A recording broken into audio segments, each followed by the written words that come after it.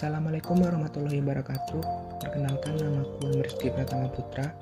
Aku adalah mahasiswa dari jurusan Psikologi Universitas Islam Riau dan aku berada di kelas 1D.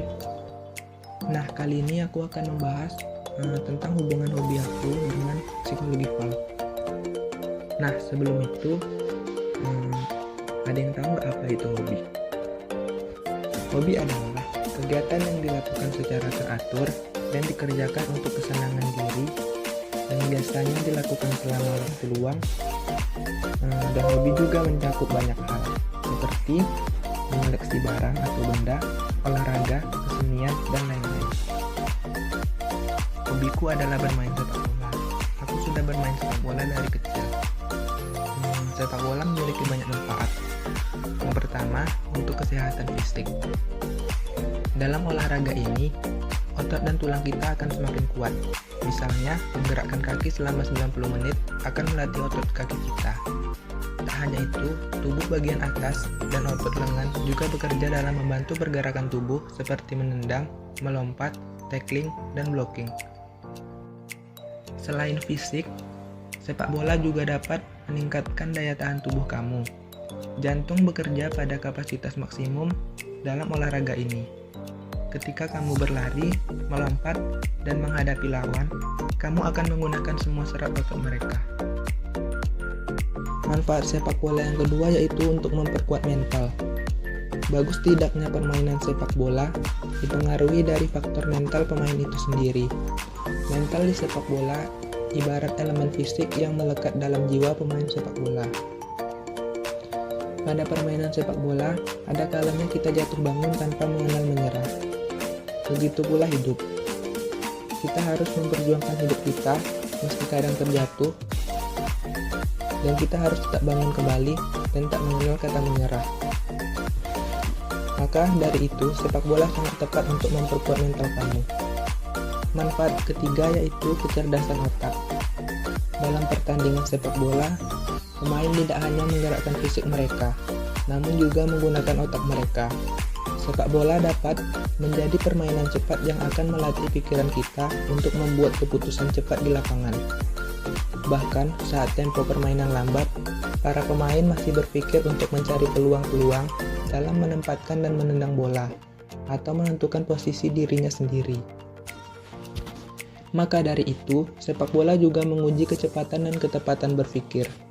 Di saat itulah, koordinasi di antara mata, pikiran, dengan anggota tubuh lainnya untuk memutuskan apa yang diambil saat ada di lapangan hijau. Yang keempat, yaitu sosialisasi dan kerjasama tim. Bermain sepak bola dengan berkelompok memerlukan komunikasi, pengertian, dan kekompakan tim. Sebagai pesepak bola, kamu akan belajar untuk tidak mengecewakan rekan-rekan satu tim dengan bermalas-malasan karena performa seluruh tim akan terpengaruh. Ini akan membuatmu belajar berkolaborasi, bukan hanya berkompetisi. Manfaat yang terakhir yaitu melatih disiplin. Para pesepak bola profesional seringkali harus melewati perjalanan karir yang dipenuhi dengan latihan-latihan intensif setiap harinya, yang berlangsung selama bertahun-tahun untuk mencapai kesuksesan. Hal ini membuktikan bahwa menjadi pesepak bola yang baik butuh latihan berkali-kali dan membutuhkan disiplin.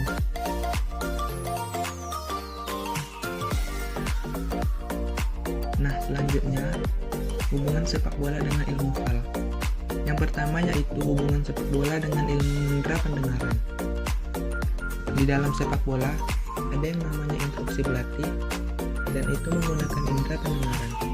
Selain itu, indera pendengaran juga berfungsi untuk berkomunikasi sesama rekan, wasit, dan lain-lain. Instruksi yang kita dengar akan tersimpan di lobus temporal atau otak bagian samping yang menerima rangsangan dalam bentuk gelombang suara dan mengendalikan ingatan. Selanjutnya yaitu hubungan sepak bola dengan indera penglihatan. Untuk melihat apapun yang dicontohkan oleh pelatih ketika sedang latihan teknik, dan juga dapat melihat pergerakan teman atau pelawan di saat sedang bertanding. Apapun yang kita lihat akan tersimpan di lobus occipital.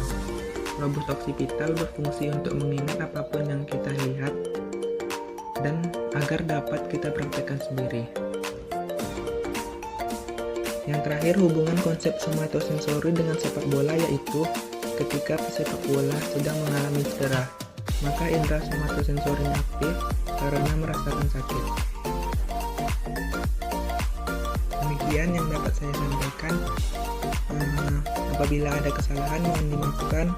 Apabila ada kritik dan saran mohon tuliskan di komentar. Saya akhiri. Wassalamualaikum warahmatullahi wabarakatuh.